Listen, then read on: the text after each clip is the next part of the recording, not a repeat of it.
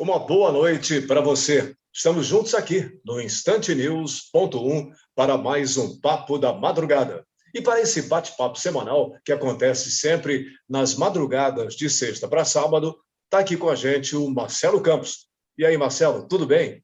Boa noite, Ronaldo. Boa noite para você que vai participar com a gente desse bate-papo, né? Que hoje está recheado de notícias. E a gente podia até começar a conversa de hoje, Ronaldo, mostrando como a nossa grande e velha imprensa está cada dia mais decadente, né?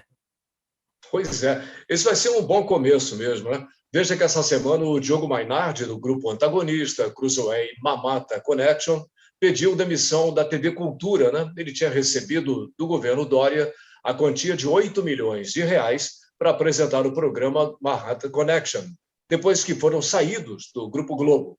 O Kim Paim, em uma postagem no Twitter, disse que o Diogo Mainardi tem preço e, para ter saído assim, alguém cobriu a oferta, né? E as desculpas que ele deu para a sua saída não convenceram ninguém, né? Pois é, rapaz, o Diogo Mainardi, ele deve estar meio desesperado. Depois de mandar o advogado Cacai tomar naquele lugar durante o programa, parece que ele chegou no auge da sua decadência. Tá vendo a foto aí? Esse foi o Manhattan Connection da TV Cultura. Tá lá no vídeo o Diogo Mainardi e o Cacai. Pra você ter uma ideia, rapaz, eu assisti, depois desse escândalo eu fui olhar, né? Aí o Cacai disse que o Manhattan Connection era um programa quase perfeito, que tem 4 pessoas extremamente preparadas, se referindo ao Lucas Mendes e aos outros 2 companheiros de bancada, né? Que, segundo o Cacai, vivem no mundo. Agora, o Cacai disse que o programa tem um sujeito mal-humorado, que pode falar, gritar, xingar, se referindo aí ao Diogo Mainardi, né? Aí ele disse que tudo isso é alegria, faz parte. Só que quando o Cacai disse que o humorista que tem mau humor é tradicional, agora, o humorista que tem mau humor e não tem inteligência, aí vocês são muito corajosos. Pô, depois dessa, o Diogo Mainar soltou o seguinte, né? Como diria Olavo de Carvalho, vai tomar no... e mandou pau. Quer dizer, ele anunciou na terça-feira o seu pedido de demissão da TV Cultura e, consequentemente, a sua saída do programa Manhattan Connection. E ele publicou uma justificativa, né? Ele disse que desde quarta-feira da semana passada, quando eu xinguei o lulista Cacai, né? É assim que ele se referiu ao advogado, a TV Cultura estava pressionando os produtores do Manhattan Connection a fim de que pudessem tomar algumas medidas contra ele. Então, para preservar o programa, ele preferiu pedir demissão, que foi aceita de bom grado pela diretoria da emissora. Só que essa foi a desculpa que não convenceu ninguém, como você falou, né? Segundo o Kim Paim, é balela aí essa justificativa do Diogo Mainardi, porque ele não está saindo porque mandou o Kaká ir para tomar naquela parte, né? E o escandaloso contrato do Manhattan Connection, né, a repercussão que gerou na imagem dele, segundo o Kim Paim, são as únicas razões. Mas, pelo que a gente viu, o Manhattan Connection continua na TV Cultura, porque senão ele teria que devolver parte desses 8 milhões aí, né? Então, ele, como bem disse o Kim Paim, tem lado e já deve ter se debandado para o lado que paga mais, né? Você veja uma coisa, o antagonista e a revista Cruzoé, cara, gozavam de prestígio junto a uma parcela significativa da população brasileira, né? Eles estiveram aí numa posição semelhante à que tem hoje a Rádio Jovem Pan. Em princípio, eles faziam um jornalismo sério. De repente, houve uma mudança aí na orientação dos veículos do grupo, né? E eles entraram nessa narrativa aí da grande, da velha mídia e começaram a se perder. Foram perdendo assinantes e, consequentemente, o prestígio que eles tinham. As suas publicações ficaram tão insuportáveis pelas narrativas que eles começaram a adotar que ficou claro que deixaram de fazer jornalismo, né? Eles viraram ativistas políticos ligados a um determinado grupo. Eu mesmo cancelei minhas assinaturas do antagonista e da Cruzoé. Não sei se você fez também a mesma coisa. Fiz a Não mesma dá coisa. mais para ler, né? O que esses caras escrevem. Talvez a ganância dele e de alguns parceiros seja responsável aí por essa decadência. corre até um boato que ele vai apoiar um outro grupo que, se for bem sucedido na próxima eleição, vai garantir a ele a Secretaria de Comunicação do governo, né? E ele também sabe que o Dória se queimou, inclusive dentro do próprio partido. E aí ele sai com essa desculpa, mantém o Manhattan Connection no ar, porque quem financia o governo do estado de São Paulo, para poder fazer jus àqueles 8 milhões que ele recebeu. Você viu que de uma hora para outra ele começou a meter o pau no Dória. Eu acho que eu sei para que lado ele se bandeou, né? Justamente o lado dos inimigos do Dória dentro do próprio PSDB. O problema é que alguns jornalistas não conseguem ver, Ronaldo, o que realmente está acontecendo, e eles passam a acreditar nas próprias narrativas fantasiosas que eles mesmos criam. Agora, tem um exemplo muito claro, Marcelo, que traduz bem isso que você disse, né? Veja só o que o jornalista Reinaldo Azevedo falou sobre as manifestações de 1º de maio. Ah, tinha quantos? Sei lá quantos tinha. Tinha bastantinha, gente, mas assim, depende da foto que você faça, fica aparecendo 6 milhões, né? 10 milhões, 30 milhões. Ah, tinha quantos? Sei lá quantos tinha. Tinha bastantinha, gente, mas assim, depende da foto que você faça, fica aparecendo 6 milhões, né? 10 milhões, 30 milhões. Bom, esse cara é patético, né? Aí você vê a justificativa dele para não admitir que as manifestações a favor do Bolsonaro foram um sucesso. Olha, o ego dele é tão grande que precisa ser estudado, rapaz. Ele gosta mesmo de dar chilique para ver se consegue aumentar a audiência, né? Agora, dizer que nessas manifestações de 1º de maio tinham bastantinha gente, aí é demais, né?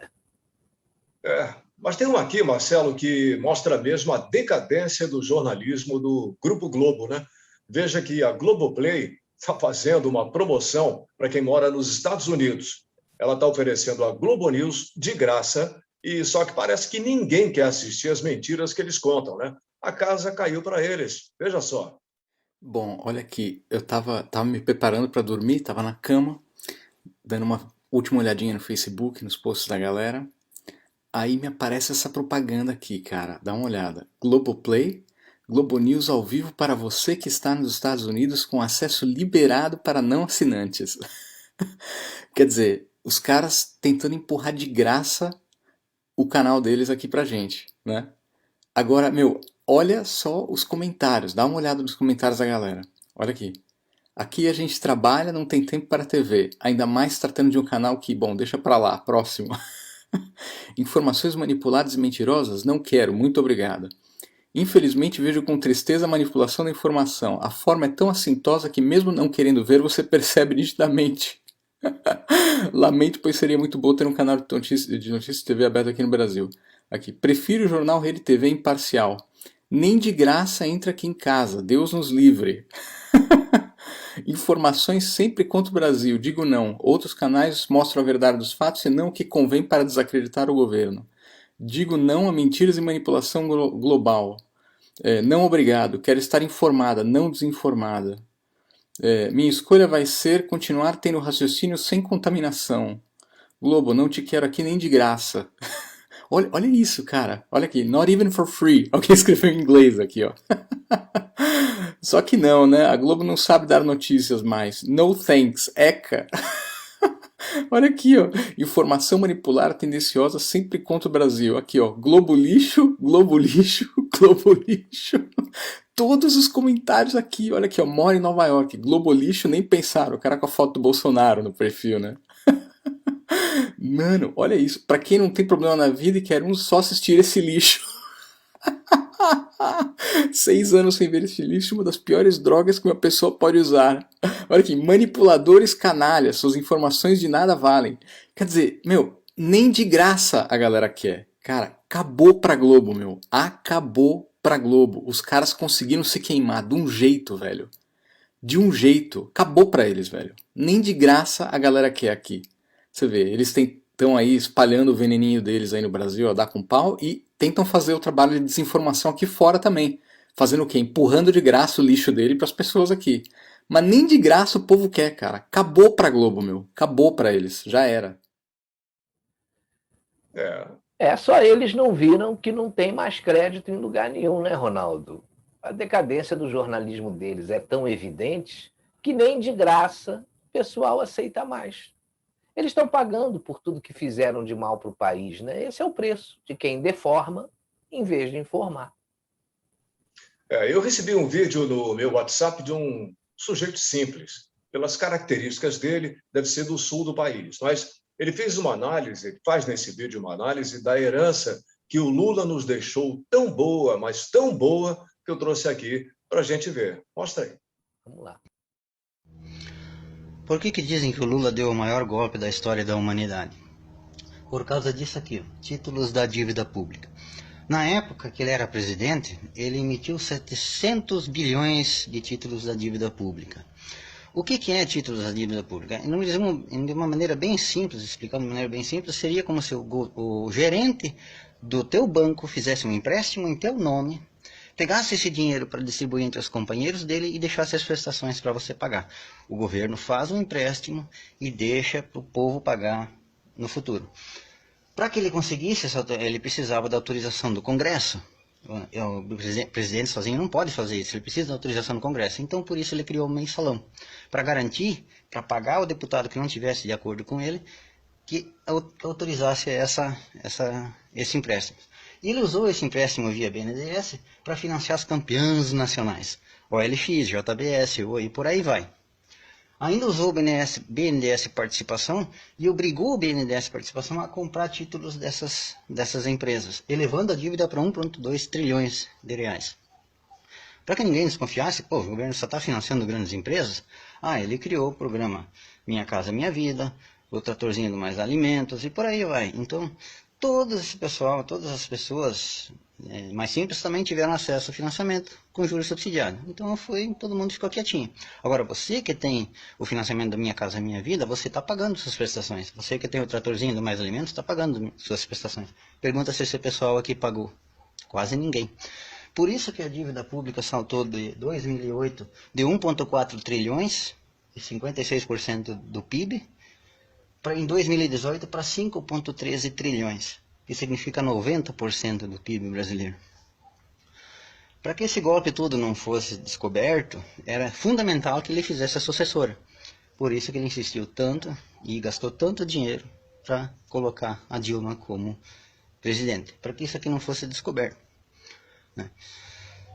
Esse dinheiro aqui que os empresários receberam, eles deveriam ter aplicado para desenvolver as empresas, mas ele serviu para financiar campanha de político, financiar reeleição, financiar todo tipo de... Era um bacanal financeiro em cima desse dinheiro. É por isso que isso não surtiu em nada. E agora que esses empréstimos estão vencendo, nós vamos ter que pagar a conta. E ainda tem gente que quer votar nesse caboclo. Olha só, Ronaldo, tem muita gente que costuma fazer análises técnicas e financeiras e não tem a clareza desse rapaz, né?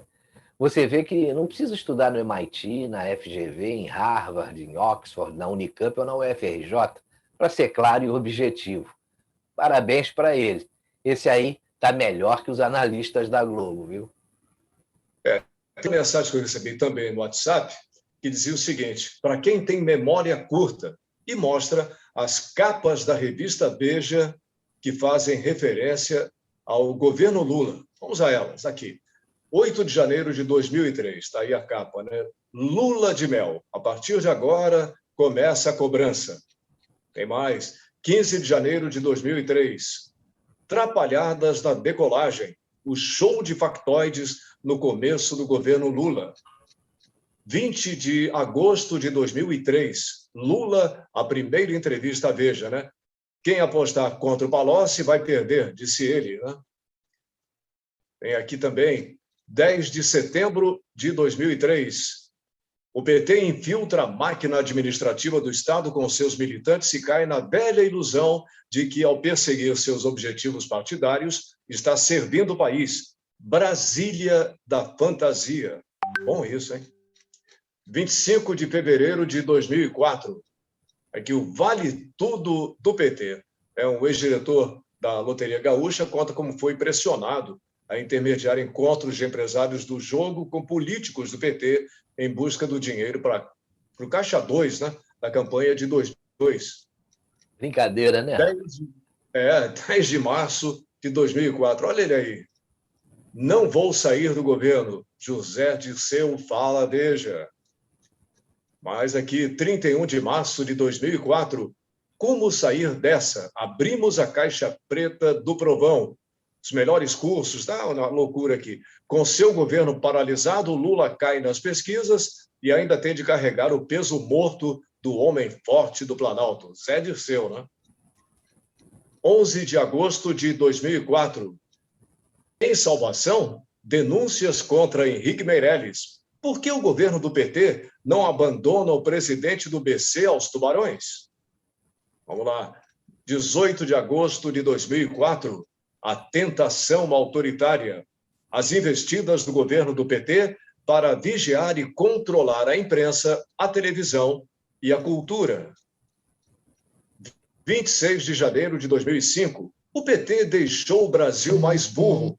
Disso a gente tem certeza, né? Obscurantismo oficial condena o inglês, quer tirar a liberdade das universidades e mandar, quase que eu mandei aqui, das universidades e mandar na cultura. Você vê como é que esse emborrecimento... E você vê uma coisa, Ronaldo, aproveitando só para comentar a página anterior, que foi a tentação autoritária de controle social da mídia, televisão, cultura e tal, ninguém fala nada, né? E dizem que o Bolsonaro, que nunca, e tinha todos os motivos para fazer isso, né? Nunca teve uma postura antidemocrática como essa que o PT teve. E realmente, né, o PT, a gente sabe, deixou o Brasil mais burro, né, e muito mais burro. Mas como? Pelo amor de Deus. Olha, 23 de fevereiro de 2005, o susto severino. A eleição do rei do baixo clero para presidir a Câmara dos Deputados é uma derrota do PT de Lula e um golpe na imagem do parlamento. Essa foi uma aberração, né? Pelo amor de Deus. 25 de maio de 2005. Corruptos, estamos perdendo a guerra contra essa praga. O pavor da CPI, as mesadas, microcâmeras. Parece que foi hoje, né? Que coisa. 1º de junho de 2005, o Homem-Bomba. Olha ele aí. Se for incriminado pela CPI dos Correios, Jefferson ameaça levar junto Dirceu, Silvio e Delúbio do PT. 29 de junho de 2005, PT, o grande erro, confundir o partido com o governo. 6 de julho de 2005, o elo se fecha. Documento é a peça que faltava para provar que Marcos Valério e o PT são um só, quando o assunto é dinheiro. Ele avalizou um empréstimo bilionário para o partido e até pagou uma parcela. 6 de julho de 2005, ele sabia, ele e o Lula, né? 55% dizem Lula sabia da corrupção, 48% acham que o PT é um partido desonesto.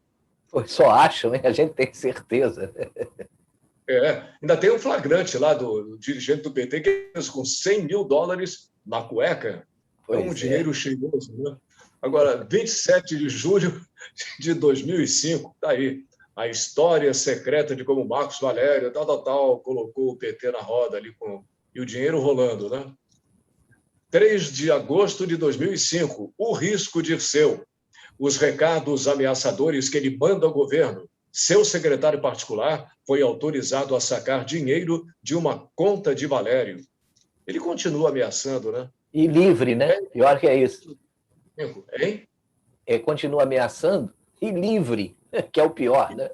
Pior é isso, o cara devia estar preso, né? Pois é. O Sérgio Cabral, né? Se brincar, 200 anos de prisão, sei lá. Vamos lá. 10 de agosto de 2005, Lula, sem ação diante do escândalo que devorou seu partido e paralisou seu governo, Lula está em uma situação que já lembra a agonia da era Collor. 24 de agosto de 2005, denúncias atingem Palocci. A economia aguenta sem ele? Buratti agendava encontros da máfia do lixo com Palocci, já ministro, né? 21 de setembro de 2005, PT era vidro e se quebrou. A história de uma tragédia política. 18 de janeiro de 2006. Investigações apontam que mais do que marketing político, a especialidade de Duda Mendonça é Caixa 2. Ministério Público investiga a existência de outras 2 contas secretas de Duda no exterior. Desvio de dinheiro, Duda fez, Duda faz. E briga de galo também, ele adorava, né? Pô, adora ainda. Sei. 8 de março de 2006. Marcos Valério ameaça apontar os deputados do PMDB que receberam dinheiro. O Mensalão 2. 29 de 3 de 2006. Essa dancinha é inesquecível. Essa foi demais, né, rapaz? Caramba, moral torta, né? O governo do PT perde a bússola ética e o senso do ridículo. Palocci Gate, os crimes da operação de acobertamento. Essa dancinha é ridícula, né? Ninguém comenta nada disso hoje, né, Marcelo? Pois impressionante. É impressionante, 5 rapaz. de abril de 2006, golpe sujo. A história secreta da mais grave crise do governo Lula. R$ 1 milhão para tentar convencer funcionários da Caixa a assumir a culpa pela quebra de sigilo do caseiro. Quem estava na casa de Palocci quando o ministro recebeu o extrato? O sigilo do pai do caseiro também foi quebrado. O famoso advogado convocado para forjar uma versão salvadora. 19 de abril de 2006, o Bando dos 40. A denúncia do procurador-geral não deixa dúvida. Lula é o sujeito oculto da organização criminosa que tinha como objetivo garantir a continuidade do projeto de poder do PT. Como é que tem gente que dá vota nesse cara, né, Ronaldo? É o famoso inocente, né? Ladrão inocente é dose, né? 10 de maio de 2006, o ataque à Petrobras. Essa doeu, hein? Lula dormiu como grande guia da América Latina e acordou como mais um bobo da corte do venezuelano Hugo Chávez, que tramou o roubo do patrimônio brasileiro na Bolívia. E nós pagamos isso, né? Nós pagamos isso. Verdade. 14 de junho de 2006, os PT Bulls, ou os PT Bulls, né? Financiados pelo governo e chefiados por um dirigente do partido, os agitadores que depredaram o Congresso Nacional são apenas um dos grupos que se comportam como braço armado do PT. Agora veja uma coisa, Ronaldo. Houve uma manifestação que atribuíram a bolsonaristas, ninguém invadiu nada, ninguém fez nada e ainda prenderam gente, né? Esses aí depredaram o Congresso e olha aí, não tem um preso. Incrível, né? Vamos lá, 26 de julho de 2006, Máfia dos Sanguessugas, a lista da vergonha. 8 de junho de 2005, corrupção. Olha aí, Amazônia à venda. Petistas presos aceitavam propina de madeireiras que devastavam a floresta. Pois é, por isso que essa narrativa da imprensa não cola, né? Essa narrativa da imprensa não cola. Tem que voltar no tempo aí e mostrar o que aconteceu lá atrás, né? 15 de junho de 2005. Quem mais? Com uma CPI instalada e outra a caminho, a pergunta agora é: qual será o rosto do próximo escândalo? Está tudo aí, né? 22 de junho de 2005. Com a demissão de José Dirceu, Lula tenta salvar o governo e sua biografia. Tem conserto? 20 de julho de 2005. Mensalão, quando e como Lula foi alertado. 17 de agosto de 2005, a luta de Lula contra o impeachment. A defesa do presidente na televisão não convence e ele perde a chance de explicar o escândalo. 7 de setembro de 2005, o deputado cobrava propina de R$10 mil por mês do restaurante da Câmara dos Deputados. Caramba, o mensalinho de Severino. Meu Deus do céu, cara. Que aberração, né? Concessionário lá do restaurante, pelo amor de Deus. 19 de 10 de 2005. Aí o fantasma assombra PT, né? Esse caso do Celso Daniel até hoje, né, rapaz? Ninguém engole. Ninguém engole. 2 de novembro de 2005, os dólares de Cuba para a campanha de Lula. 27 de setembro de 2006, está ele aí, com a faixa presidencial, né, vendando os olhos. Né? Pois é, rapaz, é sempre bom lembrar, né, desses estragos feitos pelo PT, por sua gente, né? E depois dessa retrospectiva, tem uma notícia bizarra, né, dada aí pelo Estado de São Paulo. Ela mostra, rapaz, que a imprensa é capaz de fazer qualquer coisa para derrubar o atual governo. Dá só uma olhada, olha só. Risco de morte por Covid foi 415% maior nas cidades em que Bolsonaro venceu a eleição, mostra estudo. Porra. Esses caras estão de brincadeira, né? Eles ultrapassaram todos os limites, né? Pô, e por falar em ultrapassar limites, Marcelo, veja a declaração da senadora Simone Tebet na CPI da Covid. É uma verdadeira decepção, né? Essa deputada não merece estar no parlamento. Não é porque o governador desviou o recurso federal que ele deve ser investigado. Que isso?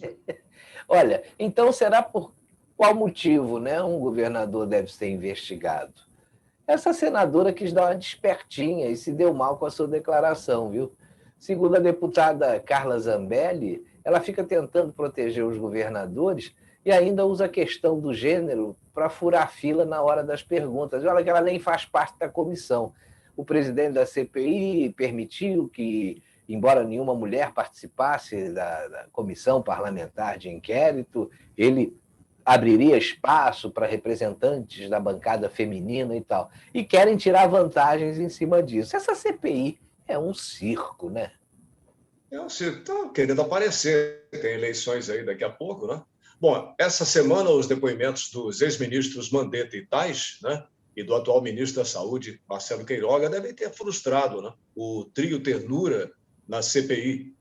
Omar Aziz, Randolfo Rodrigues e Renan Calheiros esperavam depoimentos bombásticos para comprometer o governo do presidente Bolsonaro. E não foi nada disso que aconteceu. O Mandetta é um mentiroso e um demagogo. Ele quis fazer do seu depoimento na CPI um palanque para uma eventual candidatura à presidência de 2022, mas todo mundo viu que ele se deu mal. A internet tem uma coisa boa, né, Ronaldo? Ela guarda tudo que esse pessoal falou e fez lá atrás. Mas quando é preciso, refresca a memória de todo mundo, né? O Mandetta não convenceu nenhuma criança de 10 anos. Ele mentiu quando disse que não disse, né, para as pessoas só procurarem os hospitais quando estivessem sentindo falta de ar, e quando afirmou que as vacinações poderiam ter iniciado em novembro. O problema é que as imunizações no mundo só começaram em dezembro. Aí você vê, né? Ele também não respondeu quando foi questionado sobre aquela festinha de despedida no ministério, onde ele abraçou e beijou as assessoras, né? Ali era o auge da pandemia. E também dos flagrantes na praia e num bar jogando sinuca sem máscara. Esse aí é um hipócrita, né? Muito mais político do que médico. Ele não trouxe nada de novo ou impactante que pudesse comprometer o governo, para desespero do relator. Eu gostei do que a deputada Janaína Pascoal disse sobre o Mandetta, sabe? Saiu aí numa rede social que ela afirmou que seguiu as recomendações dele e quase morreu. Já o Tait foi outro que frustrou os integrantes da CPI. Mas o momento mais bizarro do depoimento dele, rapaz, foi quando o Renan Calheiros perguntou, né? O presidente te orientou sobre a cloroquina? Aí o Tait disse, não. Aí o Renan de novo. Mas você não sabe se ele ordenou a distribuição? O Tait disse, não. Mas ninguém do governo te falou de cloroquina? Tait, não. Mas ninguém? O Tait, não. Aí você vê como é que eles querem forçar uma narrativa, né? Agora está até correndo uma piadinha maldosa sobre o depoimento do ex-ministro Tait, né? Estão dizendo que ele passou mais tempo na CPI do que no Ministério da Saúde. E para você ver, né, Marcelo, o Mandetta disse, né, que o presidente não o obrigou a mudar bula de remédio. O Tait disse que nunca recebeu ordens para mudar o protocolo do uso do remédio. Essa CPI só tem um objetivo, né, que é prejudicar o presidente da República. Né? Pois é, Ronaldo. Ninguém ali está preocupado com as vidas. Eles querem achar coisas aí para criminalizar o presidente mesmo. E eu fiquei impressionado foi com a agressividade dos membros dessa comissão com o nosso atual ministro da Educação. No próprio, ainda falando do próprio Tait, né, quer dizer, o acusado de pedofilia, que é o presidente da CPI, o Omar Aziz, ele atacou o Tait e disse que poderia perder a paciência com ele. Veja que o presidente da comissão está agredindo uma testemunha, né? Isso é uma aberração. Isso é uma doideira, cara. Agora, por falar em agressão, o atual ministro da Saúde, Marcelo Queiroga, né, foi bombardeado nesse circo de horrores, Marcelo. Foram agressões aí animalescas, né? O que o Renan Calheiros fez com o ministro foi um desrespeito. Coisa de bandido, né? Mas, apesar das agressões, o ministro se saiu bem porque falou a verdade. E tem uma coisa, sabe, Ronaldo? Quando você fala a verdade, cara, você não precisa combinar nada com ninguém, porque são os fatos, né?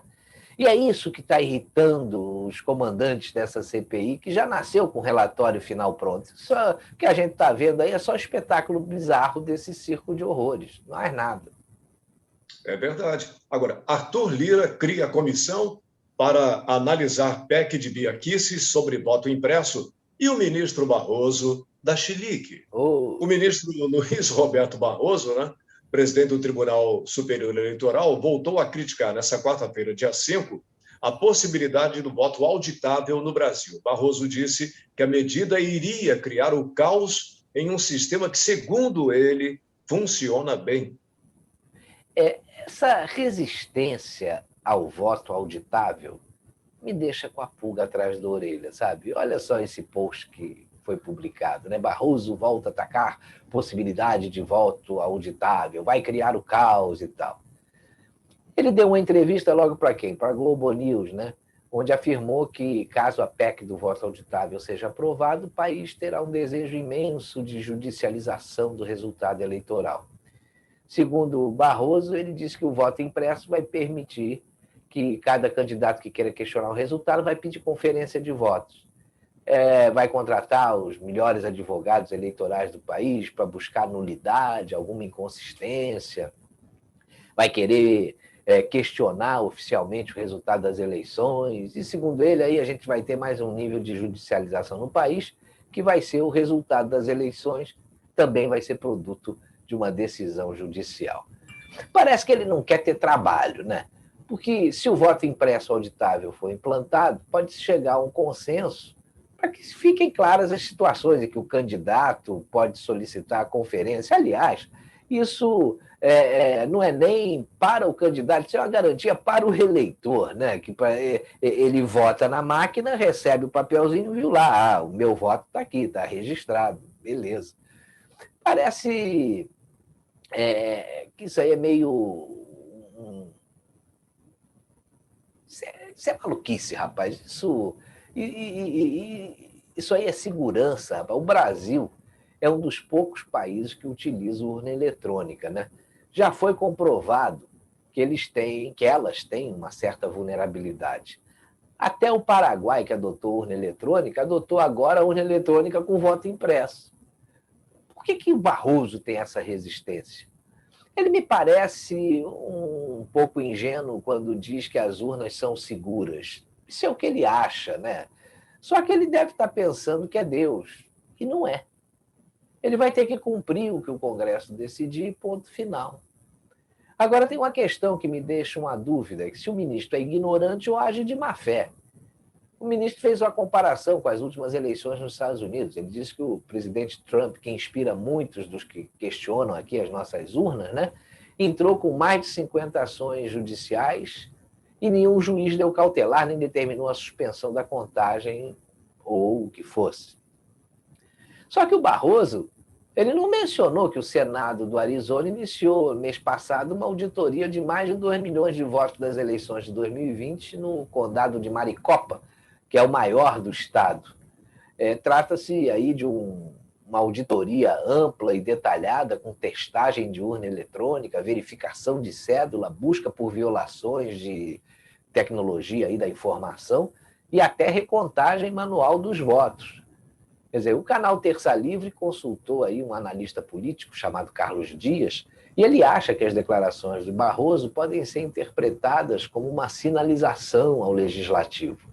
É importante frisar que essa campanha aí de já querer sinalizar para o poder legislativo de que vai se estabelecer o caos quando você tem a possibilidade de auditagem no voto, ou mesmo de promover uma ação para que isso seja verificado, isso soa meio estranho, né? Esse analista só não sabe o que o ministro Barroso está querendo sinalizar para o poder legislativo. Só que... Agora, Fala, continua. Ronaldo.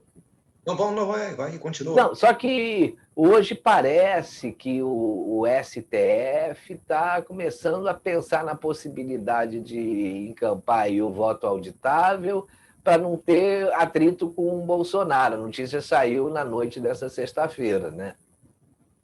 Verdade. Agora, teve uma notícia ontem, né, que deve ter deixado o Barroso sem dormir. O site do STF foi invadido por um hacker e o próprio tribunal tenta abafar o caso. Estranho isso, né?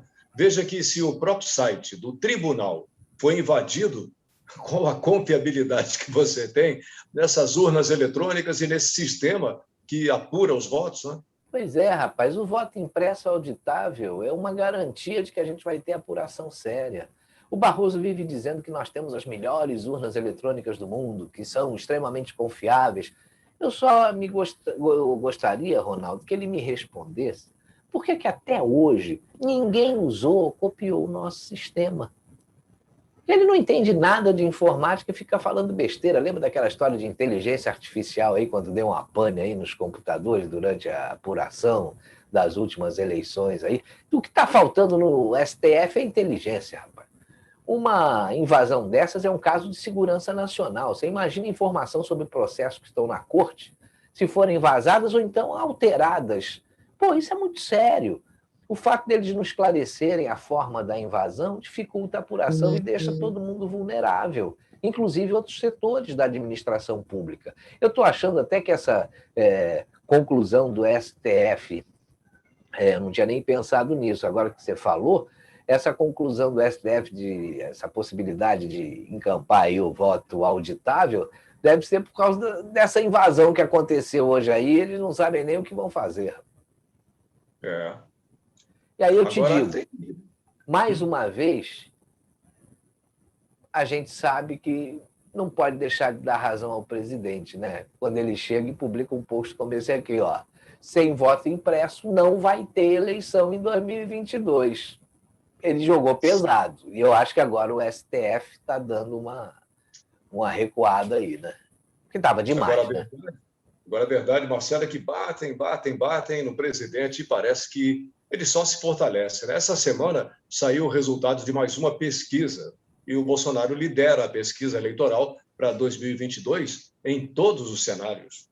Quem realizou esse levantamento foi a Paraná Pesquisas, né? A pedido da revista Veja. Você imagina o desespero deles com mais esse resultado que mostra o presidente Jair Bolsonaro lidera a disputa para a presidência da República nas eleições de 2022, nas 4 simulações que eles fizeram aí para o primeiro turno.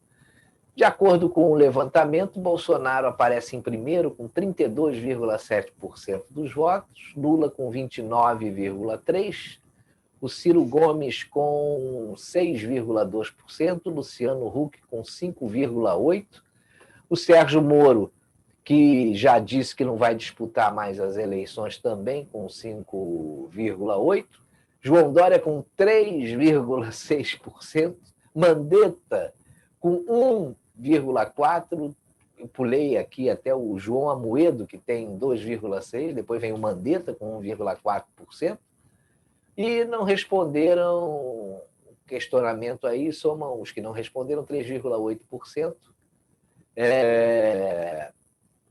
E também que vão votar em branco, 8,8%.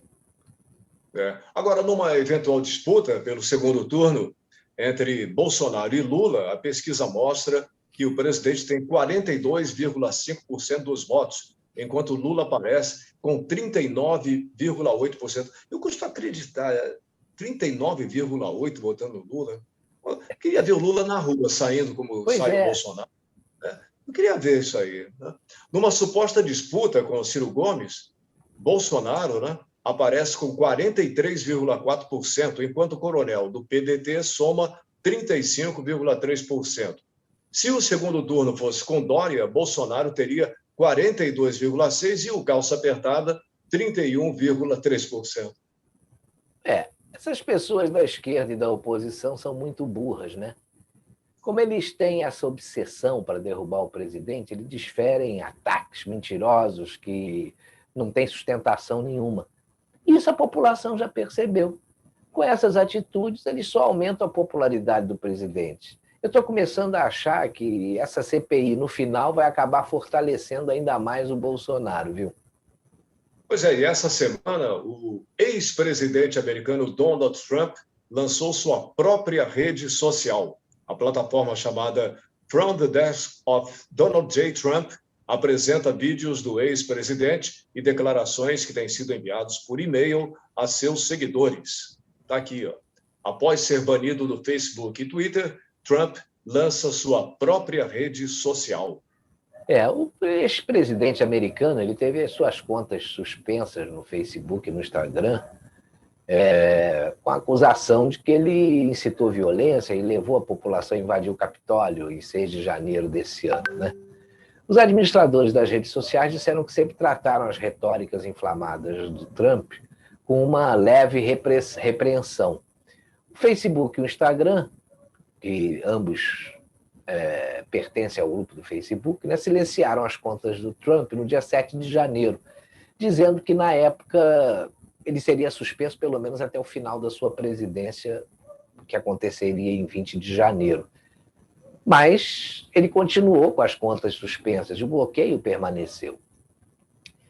Quando houve esse anúncio aí da criação da rede do Trump, o conselho do Facebook pediu que a empresa reavaliasse os vetos ao Donald Trump, talvez com preocupação aí de uma possível migração de pessoas aí saindo do Facebook indo para a rede do Trump. Só que a rede do Trump não é como o Facebook, é uma rede dele, onde as pessoas que o acompanham e que votam nele vão ter um espaço para interagir com ele. Seria ótimo se ele conseguisse criar um YouTube paralelo, um Facebook paralelo, para fazer uma concorrência aí com essas redes que ficam censurando aí todo mundo que pensa diferente deles, né? Mas, para você ter uma ideia, esse conselho que pediu que as empresas reavaliassem aí o veto do Trump, ele foi criado pela própria plataforma para poder atuar como uma espécie de tribunal, né? Sobre o conteúdo que deve ser retirado das redes sociais. Então, esse grupo pediu à empresa que fizesse uma reconsideração aí do veto, que foi indefinido, né, ao ex-presidente dos Estados Unidos. E aí ele ficou estabelecido que, num prazo de 6 meses, essa revisão seria efetuada. Só que, paralelamente a isso, o Trump reagiu e pediu que as redes sociais sejam punidas, porque realmente o que fizeram foi um absurdo, ainda mais como presidente, né, da República. Mas no que depender dos administradores dessas redes sociais, a censura contra os perfis do ex-presidente dos Estados Unidos vai ser mantida. O Conselho insiste que o Facebook examine esse assunto para determinar e justificar uma resposta que seja pelo menos proporcional e consistente com as regras que são aplicadas com outros usuários da plataforma. Mas, como eu disse, isso aí vai levar pelo menos mais 6 meses. Só que essa semana, por causa de apenas um voto, Ronaldo, de diferença, não conseguiram incluir na lei do impeachment a previsão de crime de responsabilidade por ministros do Supremo Tribunal Federal, né? A deputada Bia Kicis, presidente da Comissão de Constituição e Justiça da Câmara dos Deputados, ela pautou para terça-feira o projeto de lei que inclui na lei de impeachment a previsão de crime de responsabilidade por ministros do Supremo Tribunal Federal. Para você ter uma ideia, o projeto de lei que considera a usurpação de competência dos poderes legislativo e executivo, ele foi protocolado em 16 de março de 2016. E isso foi feito pelo deputado Sóstenes Cavalcante, do PSD do Rio de Janeiro. E esse projeto sempre enfrentou resistência na Câmara por se tratar de tema polêmico, né? Quem relatou o projeto foi a deputada Cristonieto. A relatora apresentou um parecer e manteve o texto original, justificando que o STF vem esvaziando aí completamente o sentido objetivo aí das palavras da Constituição, né? E substituindo pelo programa ideológico dos seus 11 ministros. Se esse projeto de lei 4754 tivesse sido aprovado, ele também poderia contemplar ministros e juízes de outros tribunais e instâncias inferiores. Mas por causa de apenas um voto, Ronaldo, isso não aconteceu. Pois é, mas quem ficou mal nessa história, aliás, muito mal, né, foi o ex-deputado Roberto Jefferson, né, o representante do partido que ele preside, o PTB, não votou. Veja a repercussão nas redes sociais. Aqui o Madruga postou, apagou de novo, né? Mas Nossa Senhora do Print nos salva sempre. Leiam, o PTB não votou contra a PL 4754. O nosso partido tem apenas um voto e nosso representante deixou de votar. O pior mesmo foi o PP, que deu 5 votos contra. Se tivesse dado 5 votos a favor, a votação teria sido 37-28 e a vitória teria sido fácil. Cobrem do Ciro Nogueira. Não dá, né? E o Kim Paim tá lá. Todo santo dia, né? O cara do STF bota apelido, grita, mas na hora de fazer algo com efeito real, é muita bravata, né? Para nenhum resultado, né? A mulher do jornalista Oswaldo Eustáquio publicou um post em defesa do Roberto Jefferson, né? O deputado do PTB, que não votou a PL 4754, deve ter seus direitos partidários cassados no partido. Roberto Jefferson já o retirou da presidência da sigla na Paraíba. Agora vamos cobrar o líder do governo, Ricardo Barros, já que os 5 votos do PP foram a favor do STF, né? Pois é, essa ausência custou caro para o ex-deputado Roberto Jefferson, viu? Foi um tiro no pé. Ele quis transferir o problema para os 5 votos contrários do PP do Ciro Nogueira, mas deveria ter garantido que o seu partido votasse para que o projeto fosse aprovado, né? Ficou mal na fita, viu? Vamos ver qual vai ser o próximo ato. Parece que pode ainda haver uma reversão. Eu estou acreditando muito nisso, não. Marcelo, dá uma olhada aqui nessa notícia. Ó. Juiz vê criminalização da política e absolve Temer, Cunha e Gebel. Porra, incrível. A Justiça Federal de Brasília decidiu absolver o ex-presidente Michel Temer, do MDB, o ex-presidente da Câmara dos Deputados, Eduardo Cunha, o ex-ministro Gedel Vieira Lima, dos 51 milhões, né? E os outros 10 réus no processo aberto a partir das investigações do chamado quadrilhão do MDB. Com isso, a ação penal por suposta organização criminosa foi encerrada. Mas o Ministério Público Federal ainda pode recorrer. A decisão é do juiz Marcos Vinícius Reis Bastos, da 12ª Vara Federal do Distrito Federal, que recebeu o processo depois que o MDBista deixou a presidência e perdeu o foro especial. Na avaliação do magistrado, não há provas de associação entre os políticos que corroborem a narrativa construída pela acusação. Que absurdo, cara. Parece que esse juiz está igual à nossa justiça, Ronaldo. Ficou cego de vez. O assessor do Temer, você lembra, foi flagrado correndo para São Paulo com a mala cheia de dinheiro. No apartamento do Gedel da Bahia foram encontrados mais de 50 milhões de reais em dinheiro vivo, rapaz. E o juiz diz que não há provas de associação entre os políticos que corroborem a narrativa construída pela acusação. Ou a acusação foi muito incompetente, ou esse juiz é muito benevolente, né? O tiro na Lava Jato foi certeiro. Agora vai começar uma série de absolvições de corruptos como se nada tivesse acontecido. Infelizmente, isso é o Brasil, né? E a nossa imagem cada vez vai piorando, né? É melhor a gente rir, né, para não chorar, Marcelo. Essa semana descobriram uma coisa incrível. Veja só. Marina descobriu uma coisa. A Anitta é filha da Dilma.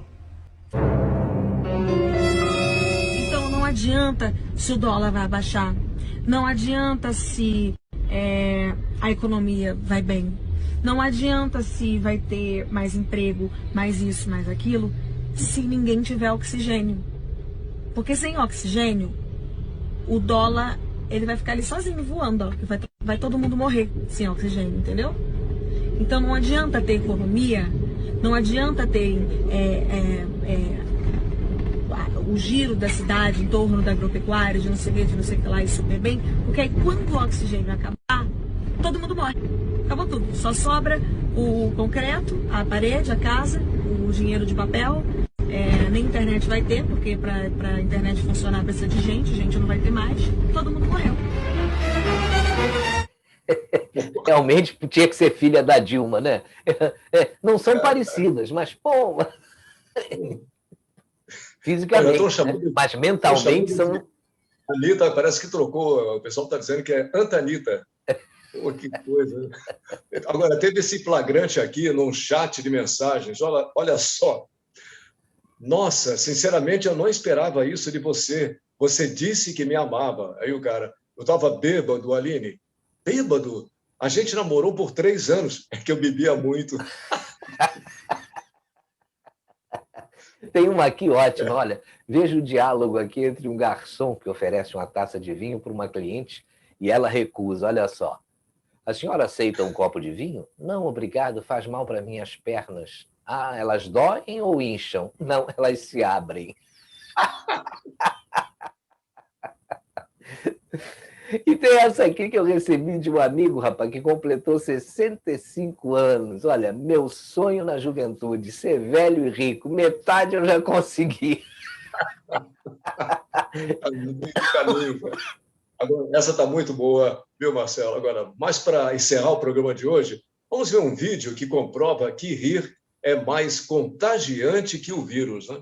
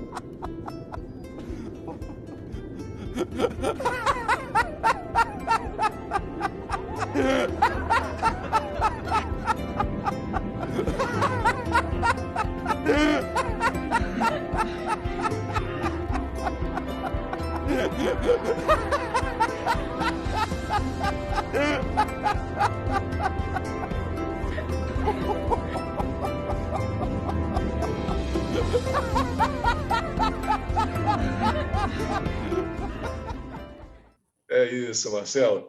Bem, chegamos ao final de mais um Papo da Madrugada. Valeu a companhia. Um ótimo fim de semana para todo mundo. Beijão. Valeu mesmo por ter ficado aqui com a gente, né? Um ótimo fim de semana também. Na madrugada de sexta para sábado da semana que vem, estaremos aqui de volta com mais um Papo da Madrugada. Um abraço.